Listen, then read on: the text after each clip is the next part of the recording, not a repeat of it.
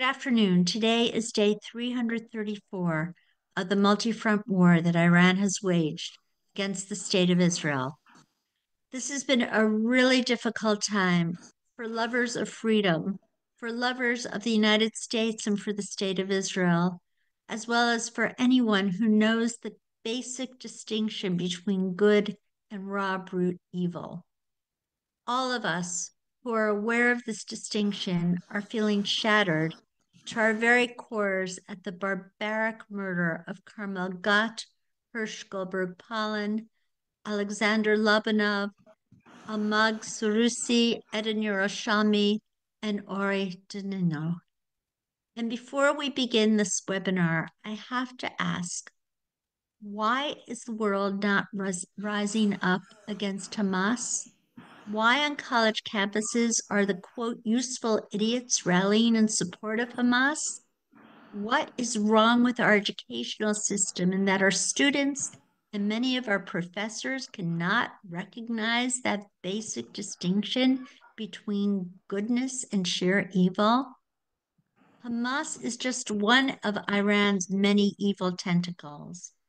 Before he was eliminated by the Trump administration in January of 2020, the IRG strategist Qasem Soleimani had said that Iran would create a ring of fire around Israel. On October 8th, Hezbollah, one of Iran's poisonous tentacles, joined into the war that Hamas had launched one day prior to eliminate the state of Israel.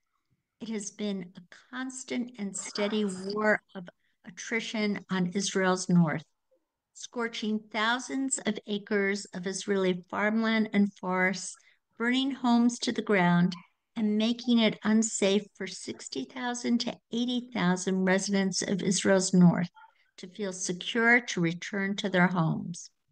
Many of them have the feeling of being temporary residents and internally displaced people within their own homeland. Ever since the elimination of Faoud Shakar on July 30th, there's also been a tremendous amount of psychological insecurity for the residents of Israel's north. The war on the north has not ended.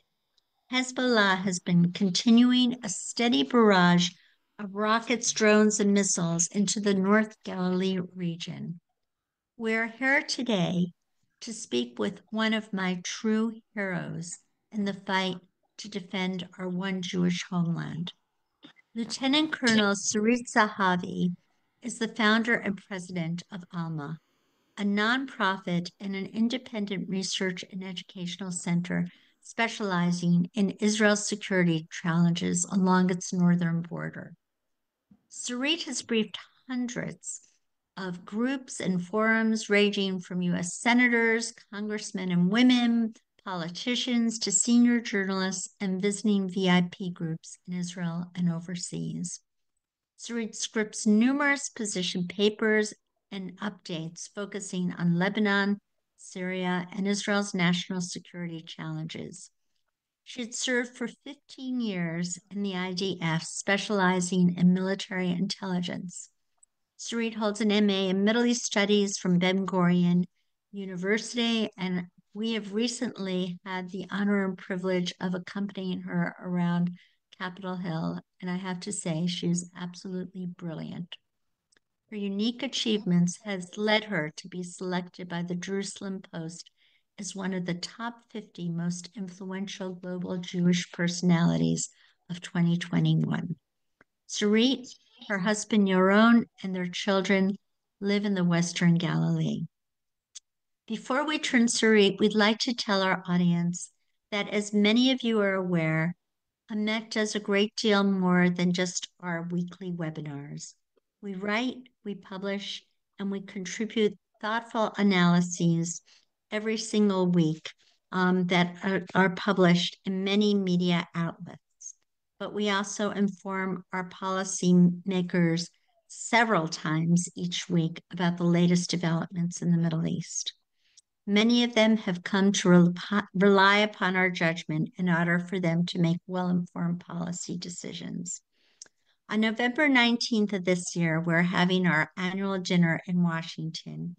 Confirmed honorees so far are the marvelous Congresswoman Elise Stefanik, Congressman Jared Moskowitz, and Shabazz Kastenbaum, who's suing Harvard for its pervasive atmosphere of anti-Semitism. Please be sure to support Amit and to try your best to make it to our annual dinner, which will prove to be a very memorable evening. And please also support the Alma Center. And the address for Alma is Alma Israel-Israel.org, right, Sarit? Without further ado, Israel-Alma, doctor. Yeah. Israel-Alma.org. Israel.alma.org. Without further ado, I want to bring you someone that I have grown to admire and respect tremendously, Lieutenant Colonel Sarit Zahavi of the Alma Center. Sarit, please update us about what happened on August 25th and how that might or might not have changed the landscape for the people living in Israel's north. Thank you very much. I think I would like to open with a little bit of personal story, because you said we were together in Congress, and what I did when we went to Congress, you need to give a small present in each office, and the present I chose to bring was a nice picture of a beautiful sunset in the Galley. Just a picture that I took from my old balcony. And at the first look at the picture, you probably wouldn't see, it's just right behind me now, you probably wouldn't see anything special. But when you take a closer look, you may notice a line of smoke there, which is actually an Iron Dome missile that is chased in a drone and failed to intercept it. And the drone fell in area.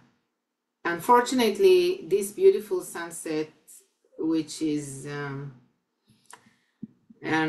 decorated with lines of smokes of missiles, and you can imagine how it sounds as well, it became kind of a regular, almost daily sight over here from my balcony.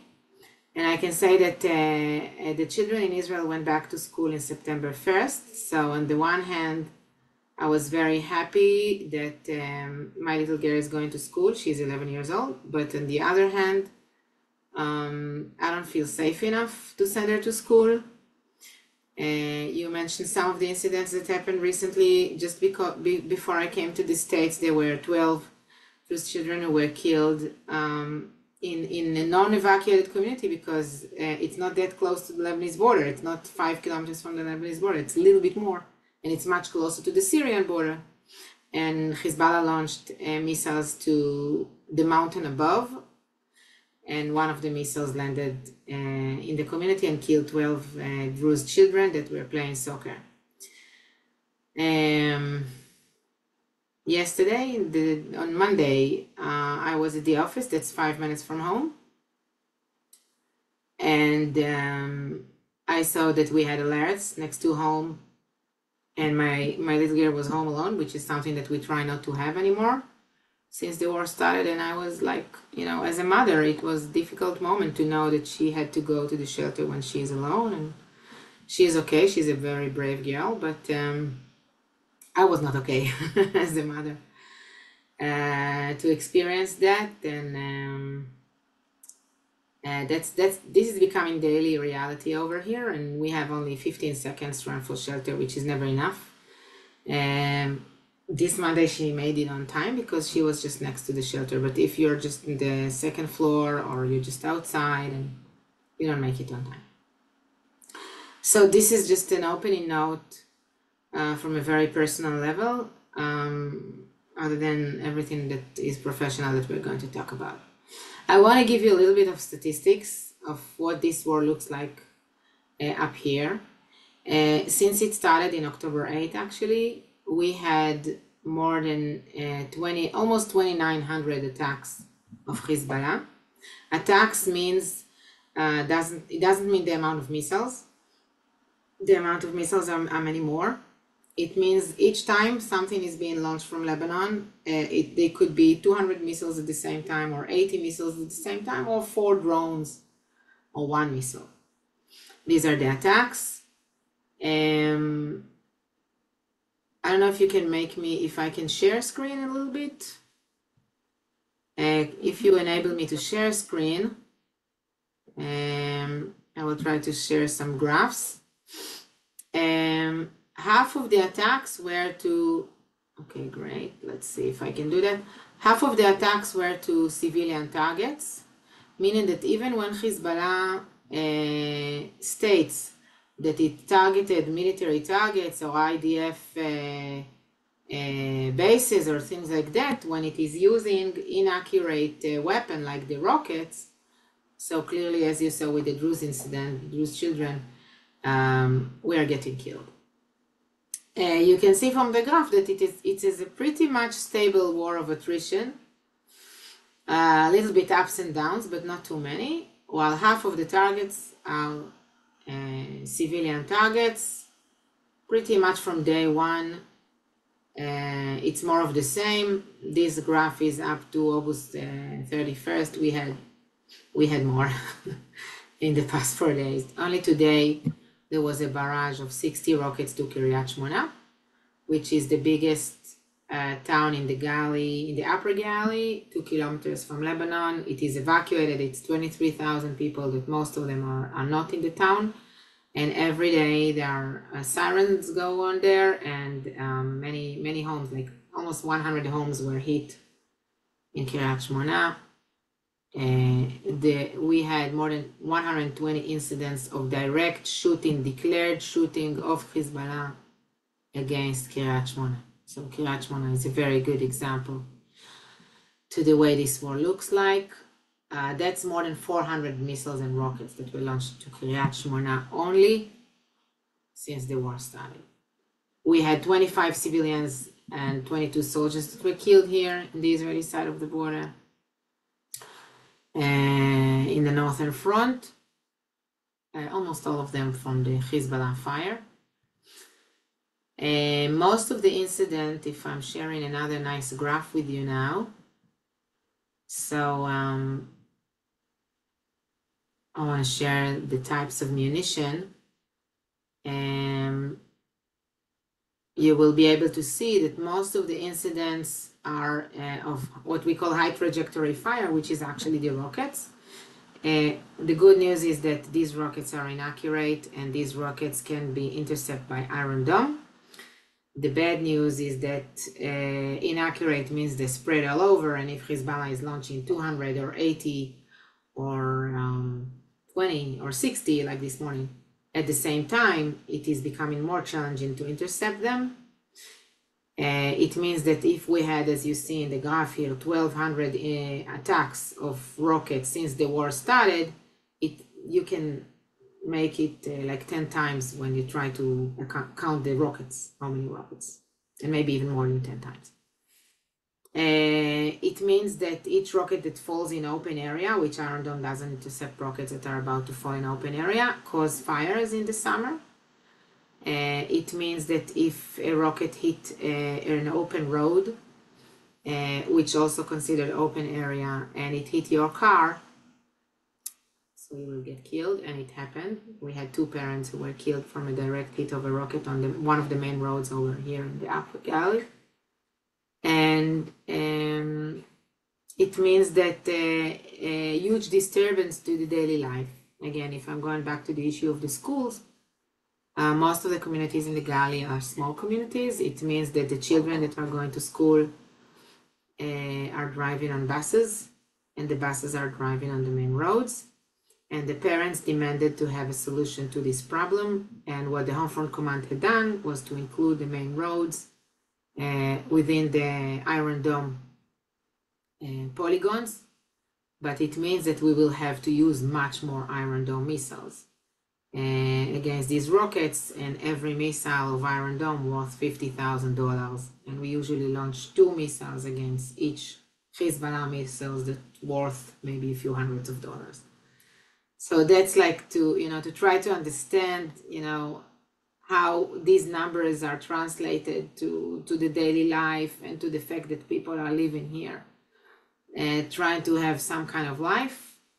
And one more thing that is very important, I'm talking about evacuated communities. We have 60,000 Israelis that are evacuated in communities of a distance of 0 to 5 kilometers from the border, but we do have around 200,000 more that are living within the distance of about 10 kilometers. I'm one of them that are not evacuated.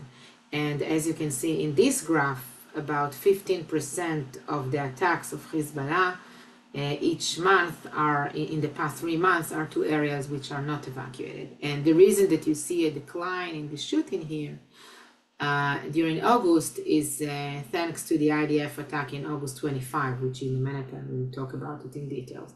But the trend is very, very clear. Hezbollah made a decision at some point that each time there is a killing of a commander or a senior commander of Hezbollah, the response would be to the non-evacuated areas. And that way, it poses a dilemma of what exactly to do. I personally think that it's worth the price.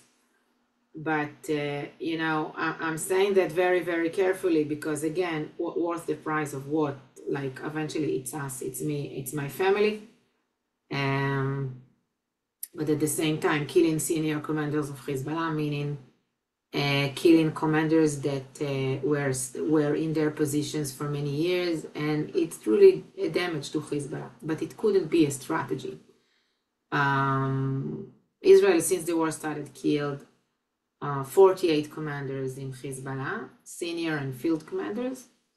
And we see that the retaliation to the killing of these commanders is becoming worse during the time, more attacks, as I've said, to further ranges, etc.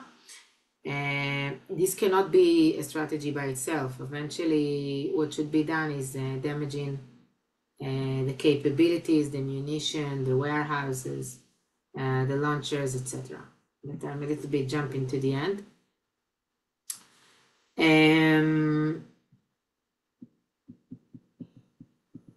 I want to talk about what happened in August 25, and I want to start from the personal experience here.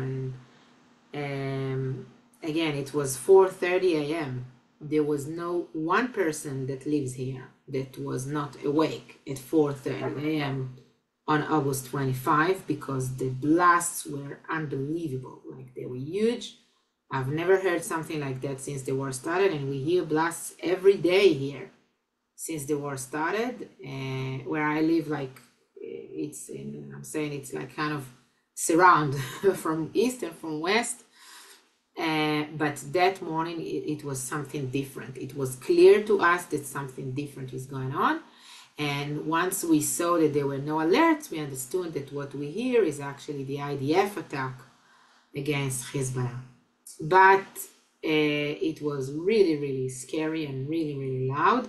So me and my husband just literally jumped out of bed, got dressed, and went to see the dogs, what's happening with the dogs. And about an hour later, Hezbollah attack started, and Hezbollah launched that night around 200 rockets and 20 drones,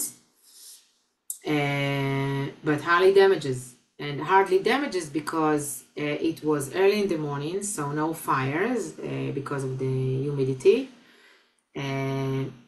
Everybody was, very much alert. So we had high success of interceptions, and people were not on the main roads, were not driving, were not at work. Everybody were at home. So it's not during the daytime, which most of the attacks are during the daytime, not at 5:30 in the morning, the attacks of Hezbollah. So eventually we didn't have casualties on the Israeli side. There were no casualties in the Hezbollah side as far as we know. And Hezbollah is usually not hiding its casualties. Hezbollah tried to present August 25 as a huge success of a retaliation to the killing of its number 2 in Hezbollah, Fuad Shukur, a few weeks ago in Beirut. But actually, it was not a success. They tried to target also intelligence bases in central of Israel, and they failed. They say they lied. The Hezbollah said that they succeeded, but this is wrong. They failed.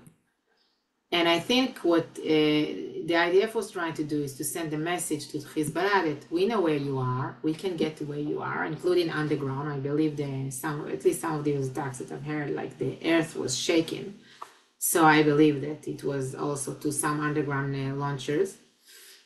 IDF attacked about 27 areas that at least we got the information on, maybe more, with 100 jets in the sky, north and south to the Litani River. I think I have a nice photo of that, I'm not sure why not. And what we learned out of that is that on the one hand, IDF has good intelligence, has created effective attack. Just from the blast, we can understand that. But at the same time, most of the attacks were to open areas, not in the center of the towns, not in the center of the villages where Hezbollah is using the Lebanese as human shields. And if IDF were attacking these areas, it would mean that much more Lebanese would get hurt, and it would mean escalation. So on the one hand, it was an achievement to the IDF in disrupting the Hezbollah attack. Hezbollah meant to launch much more rockets that morning. Hezbollah meant to launch much more drones that morning. Hezbollah planned to attack areas in center of Israel, which it failed. But at the same time, and IDF clearly took the advantage of the timing to attack much more than what Hezbollah was planning. But at the same time, IDF could not attack inside the towns, inside the villages. And as long as this infrastructure is not being dealt enough, Hezbollah went back to shoot. Like it was 2 days of recess. I don't know if that's the right word. Like we got a break from the fire with nobody declaring anything. And then in a gradual process and up until today, everything came back to normal, which is the new normality of tens of rockets every day to the galley. How many? How many launchers was the IDF able to not We get? don't know. These numbers were never published. The analysis that we had made was that, as I've said, that IDF target at least 27 areas next to towns. Some of these areas in Alma Center, we were familiar with them, and we knew that these are areas that are used by Hezbollah. We saw that in the past in various ways, before the war and during the war. But clearly, again, it was on the one hand a success, an operational success, but on the other hand, it declared the limitations of the campaign, of the current campaign. I want to say one more note around that. Like if you compare August 25 to mid-April with what Iran had done, you see clearly the differences.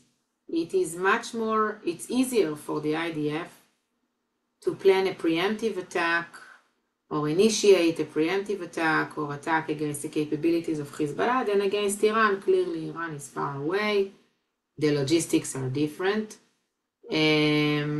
At the same time, it is easier to intercept missiles and drones that are coming from Iran than missiles and drones that are coming from Hezbollah. And don't be mistaken from the success of August 25. As I've said, eventually every day drones are crossing into Israel and causing damages, and rockets are crossing into Israel and causing damages, including, as I've said this morning, in Kiryat Shmona.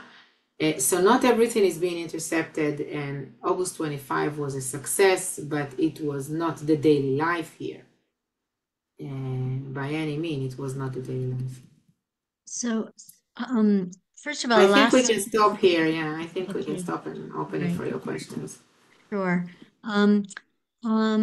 Can you explain the distinction between the kind of missiles that Iran is sending over and the kind of missiles that Hezbollah has and can sometimes be intercepted, but it's my understanding that some of them do not go on the trajectory that can easily be intercepted, that are straight. Yeah, sure.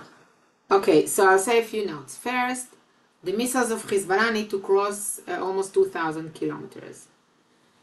Hezbollah until today didn't use missiles that to a distance of more than a few tens of kilometers. So in a sense, the missiles that the rockets that Hezbollah is using are stupid and cheap, but as I've said, being launched in barrages of a few tens at the same time. On the other hand, Hezbollah is using also anti-tank missiles. And anti-tank missiles are launched in barrages of 2 or 4 or something of the sort. As you said, these missiles are launched straight to the target and it's not ballistic.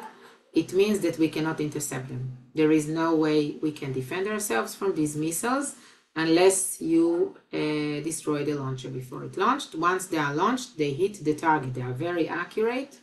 The range is up to, today, as we know, I'm saying it very carefully, is up to 10 kilometers, but most of them were launched to shorter ranges of up to 5 kilometers. And this is exactly connected to the situation of evacuation of the communities, because the communities were evacuated under the threat of an invasion. And then came the anti-tank missiles that were launched every day. And these communities are at the border, literally. So Hezbollah can see them, and that way can launch a lot of anti-tank missiles. Even though Hezbollah has a lesser amount of missiles, of anti-tank missiles, that don't even need to see the target in order to be launched. But most of them are missiles that are accurate, that you need a sight to the target. We cannot intercept them. And it's a problem. And they have no connection to tanks. Maybe I should clarify that as well. Like the name is anti-tank missiles, but they are not launched from tanks and are not launched against tanks. In most cases, they are launched against homes, IDF positions, sometimes workers in the fields, whatever, like military or civilian, whatever. Right. Okay. Sarit, for years, you have been investigating the tunnels leading from Lebanon into Israel. What is the status of those tunnels? Has the IDF been able to destroy some of them? Why? For your question, I feel that we must show them the tunnels, right? We clearly have to do it. Let's see if I will be able to find a nice video quickly enough during Zoom. But what I can say is that first, Hezbollah just published a video of the tunnels. I'm not sure that I know how to find it, but I can send it to you later on and you can publish it. Of strategic tunnels, I'll show you another one. It's even shorter, so it's better. Let's see if I can share screen with you.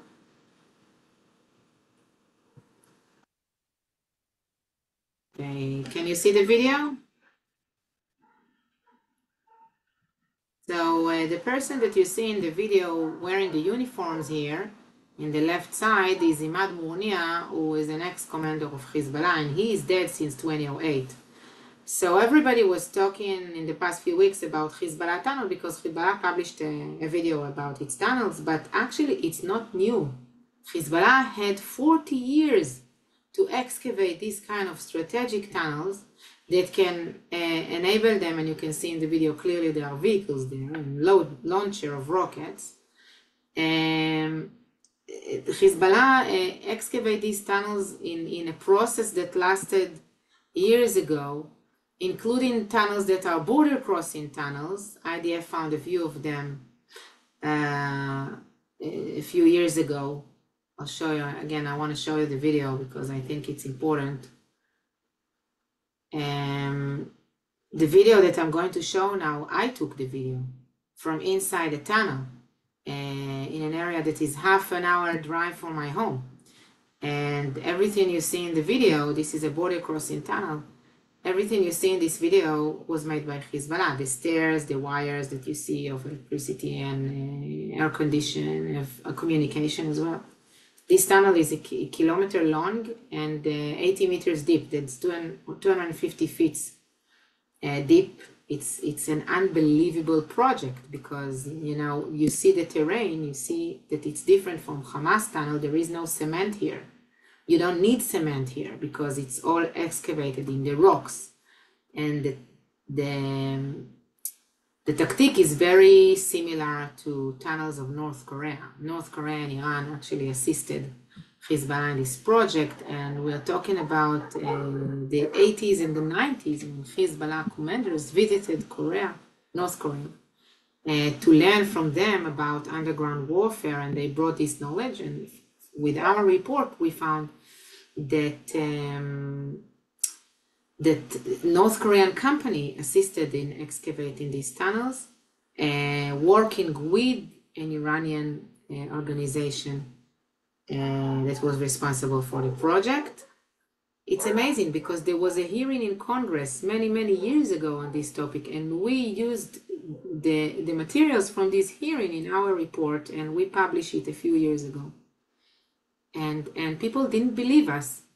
Like we received different kind of responses in Israel about this report until this video was published and everybody saw that actually it proves what we had known for many years, that it's strategic tunnels all over Lebanon connecting the different areas of operation of Hezbollah, the south, Beirut, the Bekaa, and also tunnels that can cross, which IDF is saying that they were blocked, but we don't know. We don't know how many were blocked and how many were not blocked.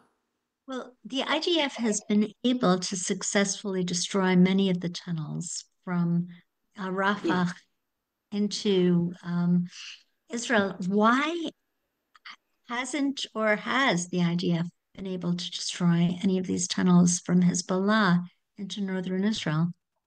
Gaza, it's boots on the ground. We don't have boots on the ground in Lebanon. Now, that's one thing. But second, I must be honest, and I've said that in August 25, probably some of the tunnels were destroyed. Some of the underground infrastructures were destroyed. But this is not being published. We don't know. I don't have any data to talk about how much of the underground infrastructure of Hezbollah was destroyed during the war. I can talk about the capabilities, like what I've shown you, but we don't know how much was destroyed. Right.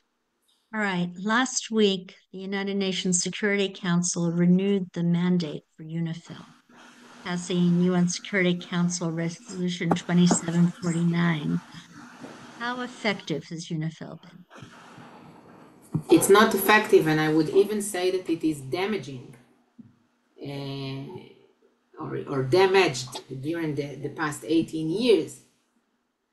The spirit of its mandate, and I will explain. The resolution 1701 that ended the previous war wanted to create, the idea of the resolution was to create a new order in South Lebanon, like that it will be empty of any illegal military presence, okay? Especially Hezbollah, but not only. The question was who should monitor, and UNIFIL is saying it's not us, we just came to assist the Lebanese army, and they are based on one of the articles in the resolution. At the same time, Israel is saying, no, UNIFIL, you should do whatever you can to prevent any hostile activity from this area, which is also written in the resolution. But the bottom line is that nobody monitored the resolution, not the Lebanese army that was supposed to monitor it as well. And Hezbollah is just taking advantage of UNIFIL today as a human shield. They are launching rockets from next to their positions, and they are putting them at risk. And I think they are putting them, like UNIFIL is risking the lives of its soldiers for nothing. During the years that passed, they were that intimidated by Hezbollah that the main focus was helping the population rather than doing what I've just said. So and since they didn't do what they were supposed to do, and they didn't even report about the missiles and about everything that is now being launched, nothing was reported. So that's why I think they even damaged the cause. I must tell you, in a very honest way, I don't think it has anything to do with anti-Israeli, pro-whatever. It's not about that. It's just about fear. That's it. It's about a fear to the lives of the UNIFIL soldiers. Whenever they tried to do something, immediately they were violently blocked by Hezbollah, beaten, stoned, sometimes killed, wounded. So there was, if we talk about solutions and future prospect of South Lebanon, any international force will have to be, or any force, it doesn't matter if the Lebanese army, whatever, have to be willing to clash with Hezbollah. By the way, it is right also when we discuss Gaza. If you're not willing to clash with a terrorist organization, don't assume it will respect any agreement. It's just not happening. Right.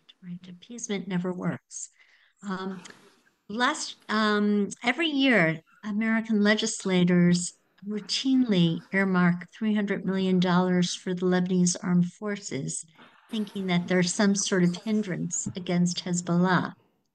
How effective have they been? Not effective, bottom line. And I have my opinions around that, and I will share it with you. I think that, look, there is never a vacuum. Let's put it this way: there is never a vacuum. If United States is not giving anything to the Lebanese army, somebody else will. And I'm not sure I want to see the Russian, the Chinese, and the Iranians supporting the Lebanese army. But at the same time, we can assume that if things will go crazy, completely crazy here, they're already crazy, Lebanese army will participate in the war against Israel, and the American bullets will be shot against IDF soldiers. I'll give you another example. I don't know about American, but I know there are anti-tank French missiles that were provided to the Lebanese army. And my question is, against whose tanks? Like, what's the threat of tanks against the Lebanese army? Who are they going to launch these anti-tank missiles against? I don't understand. So I think we should know what to expect, and we cannot expect that the Lebanese army will fight Hezbollah, because Hezbollah is not an external militia. It's a Lebanese militia, and in the same family there could be one brother that will join the Lebanese army and the other one will join Hezbollah, so they will not fight each other. You cannot expect them to fight each other. You can expect to say, okay, Lebanese army, I've given you this and that, whatever it is, I want this and that. Are you doing that? We have seen pictures of Lebanese armed forces, people giving Hezbollah fighters their uniforms. Yeah, I didn't see pictures. I just saw them. Right, With my own eyes on the border, standing together, the Hezbollah and the Lebanese army soldier. Right, as well as the Cub Scouts who are being conditioned to join Hezbollah at the age of 8 and above. I mean, we've done reports on this. This is outrageous. Yeah. Yeah. Okay. Can you discuss Amos Hochstein's plan and how is it any different from UN Security Council Resolution 1701? Why would one believe that now? Okay, first I want a disclaimer. Everything I will say was published, especially in Lebanese media. We don't know what's happening in the closed rooms. And those who leak are mainly Lebanese. Okay, very little comes out in Hebrew and in English about that. Most of the information comes out from Lebanese sources today. Okay, so what we understand is that Amos Hochstein is trying to figure out some kind of an arrangement, future arrangement for a ceasefire. To be honest, I think that even if we will have a full-scale war and we will deal with eliminating the capabilities or some of the capabilities of Hezbollah, in any case, we will need a diplomatic arrangement. The big debate is what kind of an arrangement. Details that were published until now are degrading, and I hope I'm using the right word, 1701. Like if we said that 1701 is talking about an area of 25 kilometers from the border, in most cases, not everywhere, from the border to the Litani River, that will be empty of any illegal weapon. Now, what we heard is that everybody's talking about 8 or 10 kilometers from the border. Clearly, why? Like why we should enable that? I don't understand who is going to monitor that. It seems that Ochten's plan is to upgrade Lebanese army and give more power to the Lebanese army, maybe even more power to UNIFIL, I'm not sure, but not trying to find, maybe trying to find, but failed to find a different international force to come there. And as I've said, Lebanese army is not going to clash with Hezbollah. It doesn't matter how much you're going to strengthen it. And I think this is why you had this decision in the United States, in order to strengthen the Lebanese army to be capable of enforcing the resolution. But that's not the question. The question is whether it is willing to enforce the resolution while clashing with Hezbollah. Also, what we understand is that there was the saying that everybody all of a sudden agreed that Israel also didn't respect the resolution. Now, I don't accept this equation, okay? And I will explain why. First, Hezbollah is a terrorist organization, and Israel is a sovereign state, so all these equations between sovereign state and terrorist organization are unacceptable. Second, they are talking about marking the border, the land dispute, as if the problem between Lebanon and Israel is the land dispute. It is not the problem between Israel and Lebanon. And what Amos Hochstein is trying to do is to solve the land dispute. By the way, after he had success with solving the maritime dispute, and that way, satisfying the Lebanese and creating this kind of equation. But we had withdrawn from Lebanon. There was not supposed to be any land dispute because United Nations recognized the Israeli withdrawn from Lebanon. But Lebanon had reservations from this marking of the border, in most cases of meters, like truly not that of a problem. But there are few cases which are a problem. Two of them are strategic problem of security, like areas that we are standing on top. One of them is in the eastern area, that's Sheba Farms, and the other one is in the western area on the seashore.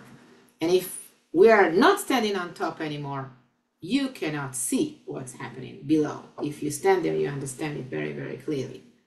And the third problem is a town that the United Nations marked the border in the middle of it. That's 3,000 people that have Israeli citizenship. This town was taken from Syria in 1967. You know, I once visited this town. The name is Raja. I took my father, he's Syrian, and I entered the town and I told one of the restaurants, I told them, I brought my father to eat some Lebanese food, and they said, no, we are not cooking Lebanese food, we are cooking Syrian food. They consider themselves as Syrians. But the UN said the border goes in the middle of the town, and then Lebanon is saying, you should withdraw. And what? We are going to enable Hezbollah to do whatever it wants with half of the town. People are living there, Israeli civilians. They will be considered as traitors. I don't know. I don't want even to imagine what they will do to them. So I don't accept that. Another issue is the flights. Why Israel continues to fly in Lebanon? To gather intelligence. There is a terrorist organization that took over Lebanon. We want to know where it is hiding its rockets. It's very, very simple. Once this terrorist organization will be dismantled, we will stop flying Lebanon. All right. Okay. Why do you think, in the UN Security Council resolution passed last week, there was absolutely not a single mention of Hezbollah? Yeah, that's always the case. And it was also passed like as if nothing is happening, as if nothing's changed, as if there is no war. It just passed the resolution. as it is doing every year, even worse than in previous years. There were some discussions, but at the same time, it gives me hope because I understand that they just have to pass the resolution to continue the force and then continue the negotiations and continue, because eventually, if there will be some kind of an arrangement, you can always change it. You can always update the resolution. That's okay. It's not the resolution is being updated every almost automatically every end of August, but at the same time, if you want to create something different, you can always do that. It's only a matter of the United Nations Security Council vote. Okay, and now it is my supreme honor to turn the podium over to Elad Israeli, who is our Director of Research for AMET and has had many years in Israeli intelligence and the Ministry of Congressional Affairs at the Israeli Embassy here in Washington. Elad? Hey, Hi. Elad. Hi, Sarah. Hi, Sarit. Good afternoon. It's great to be here. This is my first time, I believe, on an EMET webinar live. So it's also a pleasure to make acquaintance with members of our audience. Throughout this call, I've been seeing some questions from our audience. So I'd like to take some of the more pristine ones and share them, and hopefully we can get some of Sarit's wonderful analysis. One question I saw is IDF intelligence collection, especially in southern Lebanon, currently not enough to prevent such a high number of rocket launches?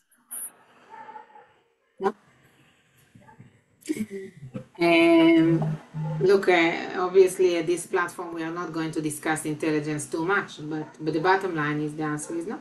They are launching every day rockets against Israel. That's the reality.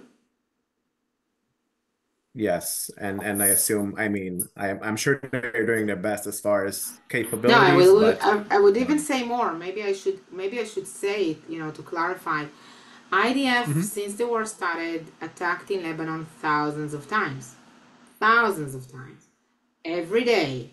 It's kind of a mirror picture. You have more than 90,000 Lebanese that left their villages in South Lebanon as well. There is destruction in the South Lebanese towns as well. And they had about 100 civilian casualties, maybe a little bit less. This is what they published. Not enough, unfortunately. You can just understand from what I've just said how wide is the military deployment of Hezbollah in South Lebanon.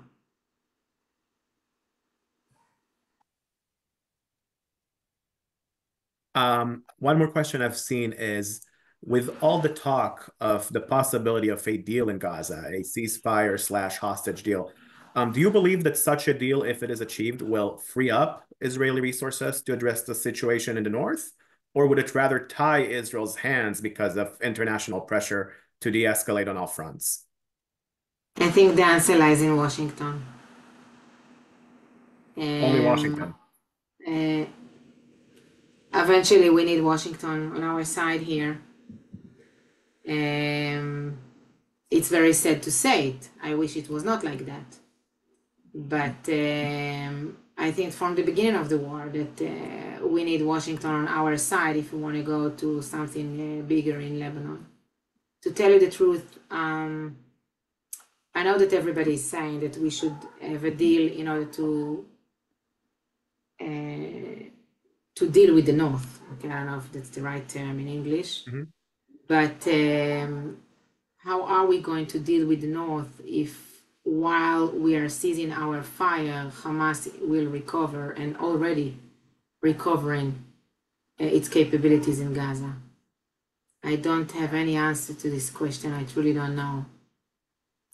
What will happen if we will deal with the North and at the same time we will see smuggling into Gaza of munition? It's a big question. Yes. Do you view the Israeli preemptive strike on August 25th as a fundamental change in Israel's policy on the northern front, or just a response to a specific imminent attack? Wanted it to be a game changer. Unfortunately, it wasn't. In order to be a game changer, we should have seen more like this. And you've seen that there was no retaliation. It embarrassed Hezbollah. It had to lie about its failure that morning. So I think we could have done more, but we didn't. So we continued the tit for tat. Yes. Well, I mean, it hasn't been getting us to a good place, at least not yet. Last week, do you believe that? Just to respond to what you said, the last week for Israelis, and Sarah opened a conversation with that, was really, really difficult. And it doesn't matter what your opinion about the deal, and we all want to see the hostages back. And we all feel that we kind of got to a dead end anywhere we look. This feeling is very strong, and I think that we will have, with the American administration, to find a way to stop the shuffling. And the key, everybody put the key in the hostages deal, but I think the key should be in more than just the hostages deal. It should be in more places. Yes, the grieving in Israel is indeed immense. It's unfathomable. The sorrow and the anger that so many Israelis are feeling right now. Do you believe that Israel is effective in preventing high-quality arms from making their way from Iran to Hezbollah through Syria? This is, I know it certainly from my past, that this is something Israel has been very active in over the last decade or so. It sure seems to have been very effective in the first years. How do you assess the current situation? There are attacks after a recess, so about a month. What Iran tried to achieve in the attack in mid-April was to stop these attacks in Syria. And it failed. Eventually, very quickly, they came back, and there are attacks. Of course, there are no, Israel never claims responsibility to these attacks, but we learned from Syrian sources that there were attacks. They continue. How effective are they? We don't know. Clearly, we see the munition being launched at us. Sometimes the munition is being brought in parts, and it is composed in Lebanon. Probably drones. Anti-tank missiles are smuggled full. I don't believe that they are composed in Lebanon, and we saw anti-tank missiles that had the manufacturing date on them that were launched to Israel, and it was 2023. So it means that the smuggling is still ongoing during the war. Right. I know that we are a bit limited in time, so I do have just one last question. This is a two-part question. Now that summer is coming to an end without a major Israel-Hezbollah confrontation, do you believe that the chances of this confrontation happening during the fall or winter season are higher or lower? That would be part one. And part two, will most displaced civilians from northern Israel agree to return to their homes before such a confrontation takes place? Okay, to your first question, I truly don't know. I can say that from a military point of view, it is more difficult to fight in the winter. You've seen this in Ukraine, especially in the Lebanese mud. Okay, it is more difficult for Hezbollah, and it is more difficult for the IDF tanks, so it goes both ways. Gaza had different weather. Like, I don't know if our audience are familiar with the weather in Israel, but the north and the south are very, very different from each other. The south is a desert. You have less days of rain. In the north, like in the winter, I feel here that kind of I have a cloud above my home for 3 months, and it just doesn't leave. And that's Lebanon. Lebanon is even north to where I am. So it's more challenging to fight in the winter. To your second question, Many Israelis demanding the Israeli government to go to a maneuver in Lebanon, including boots on the ground or at least more aerial strikes. Many Israelis are afraid to come back. I think also because the IDF is not publishing its achievements enough. But I think that in any case, as I've said at the beginning, eventually people will come back after there is a diplomatic arrangement. And here there are alerts now in the north. And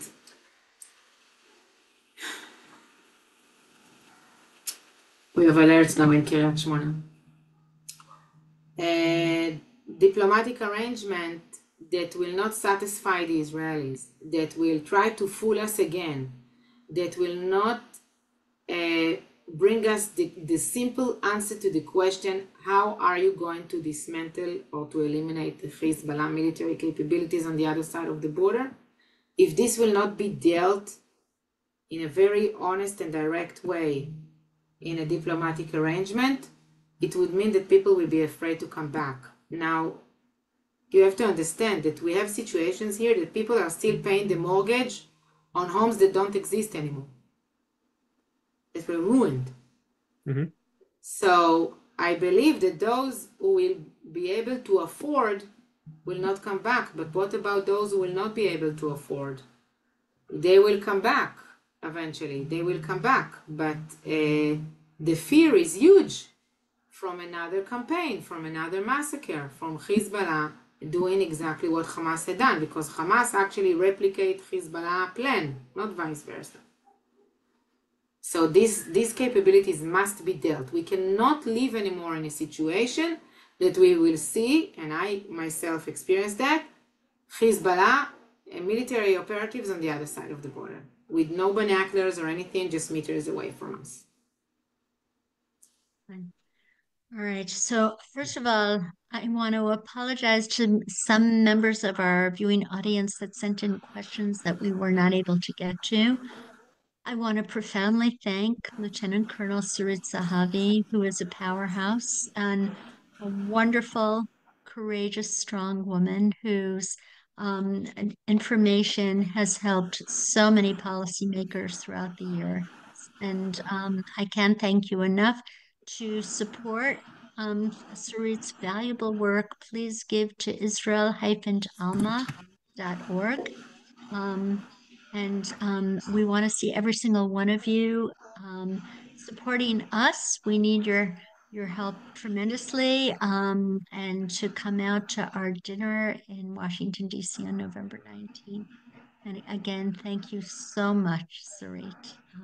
Thank you, and we all pray for the hostages coming back home alive. Thank you. Amen, amen.